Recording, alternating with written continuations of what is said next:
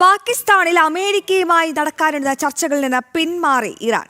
ഉപരോധം മറികടന്ന് പോകാൻ ശ്രമിച്ച ഇറാൻ കപ്പലിനെതിരെ US ആക്രമണം നടത്തിയ പശ്ചാത്തലത്തിലാണ് ചർച്ചയിൽ നിന്ന് പിന്മാറിയത്. ഇറാനെതിരായ ഉപരോധങ്ങൾ നീക്കണമെന്നാവശ്യപ്പെട്ട് റഷ്യയും രംഗത്തെത്തി. ഇറാൻ US സംഘർഷം വീണ്ടും രൂക്ഷമാവുകയാണ്. അമേരിക്കയുമായുള്ള സമാധാന ചർച്ചകളിൽ നിന്ന് ഇറാൻ പിന്മാറി. പാകിസ്ഥാനിൽ നടക്കുന്ന ചർച്ചകളിൽ പങ്കെടുക്കാൻ ഇറാൻ പ്രതിനിധികൾ നാളെ എത്തുമെന്നായിരുന്നു നേരത്തെ ഉണ്ടായിരുന്ന അറിയിപ്പ്. ഹോർമൂസിലെ US ഉപരോധം പിൻവലിച്ചല്ലാതെ ചർച്ചയ്ക്കില്ലെന്നാണ് ഇറാന്റെ കടുംപിടുത്തം.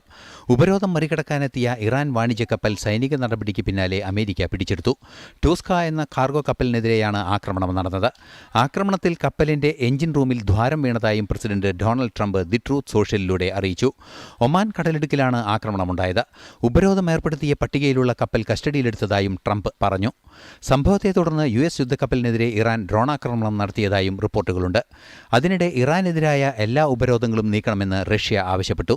അന്താരാഷ്ട്ര ആണവോർജ്ജ ഏജൻസിയിലെ റഷ്യൻ പ്രതിനിധി മിഖായേൽ ഉല്യനോവാണ് ആവശ്യം സമൂഹമാധ്യമത്തിൽ കുറിച്ചത്. ഉപരോധങ്ങൾ പുനഃസ്ഥാപിക്കില്ലെന്ന് ഉറപ്പു നൽകണമെന്നും റഷ്യ ആവശ്യപ്പെടുന്നുണ്ട്. ഇന്റർനാഷണൽ ഡെസ്ക്, ജനം.